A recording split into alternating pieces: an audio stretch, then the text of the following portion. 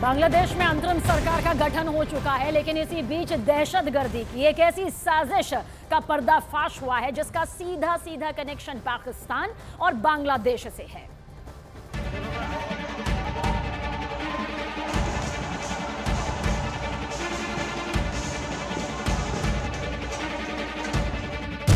बांग्लादेश में दहशतगर्दी की सनसनीखेज साजिश। सरकार पर दबाव बनाने की तैयारी में आतंकी संगठन।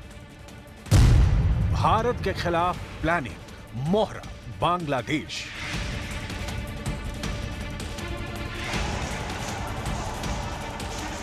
अंतरिम सरकार के गठन के बाद बांग्लादेश में हालात पटरी पर लौटेंगे या नहीं, ये अभी भी सवाल बना हुआ है, क्योंकि खुफिया सूत्रों के हवाले से पता चला है कि बांग्लादेश में ग्लोबल टेरर ब्रिगेड एक खौफनाक साजिश को अंजाम दे रही है।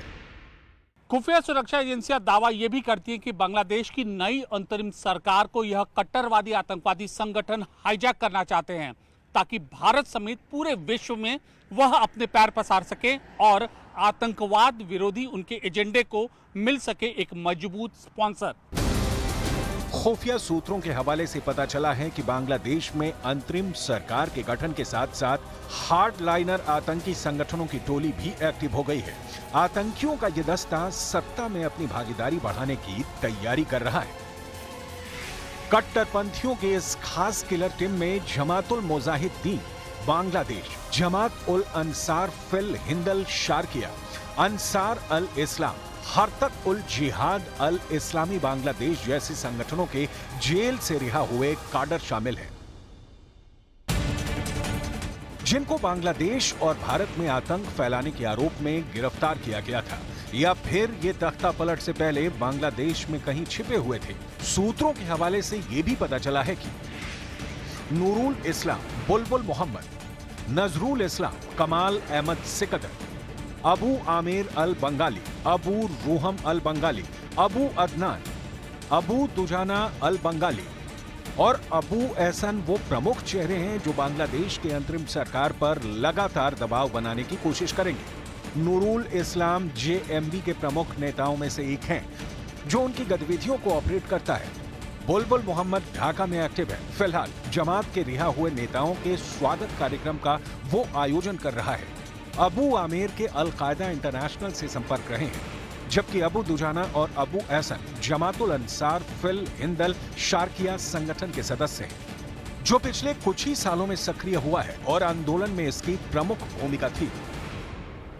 खुफिया और सुरक्षा एजेंसी सूत्रों के मुताबिक बांग्लादेश में जो नई अंतरिम सरकार बनी है उस पर दबाव बनाना चाहते हैं जमातुल मुजाहिदीन बांग्लादेश और उस जैसे कई कट्टरपंथी आतंकवादी संगठन। और इसकी वजह साफ है, क्योंकि वह भारत में अपने काडर को ढकेलना चाहते हैं ताकि उनके काडरों को फंडिंग मिल सके और उनका मजबूत बेस यहां भी भारत में तैयार हो सके और लगातार वह अपनी भारत विरोधी गतिविधियों को अंजाम दे सकें।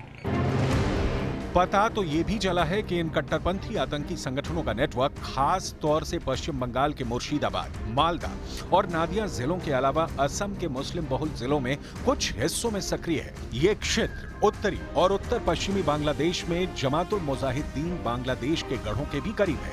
पश्चिम बंगाल और भारत के पूर्वोत्तर हिस्सों में अपनी जड़ें जमाने के बाद खुफिया एजेंसी को ये भी जानकारी मिली है कि संगठन ने दक्षिण भारत और जम्मू कश्मीर, बिहार और झारखंड में भी अपने पैर पसार लिए हैं। भारतीय खुफिया एजेंसियों को यह पुख्ता जानकारी मिली है कि इन कट्टरपंथी आतंकी संगठनों के भारत में लगभग 50 मॉड्यूल काम कर रहे हैं। इसमें से ज्यादा चिंता की बात यह है कि भारत, पाकिस्तान, अफगानिस्तान और यहां तक कि दूसरी जगहों पर सक्रिय आतंकी समूहों के साथ संबंध है। इन सभी समूहों को जोड़ने वाला सामान्य सूत्र उनकी भारत विरोधी, लोकतंत्र विरोधी और सलाफी समर्थक विचारधारा है। भारत में कट्टरपंथी आतंकी संगठनों के सहयोगी हैं इंडियन मुजाहिदीन, अल जिहाद, अल उम्मा और student Islamic movement of India SIM.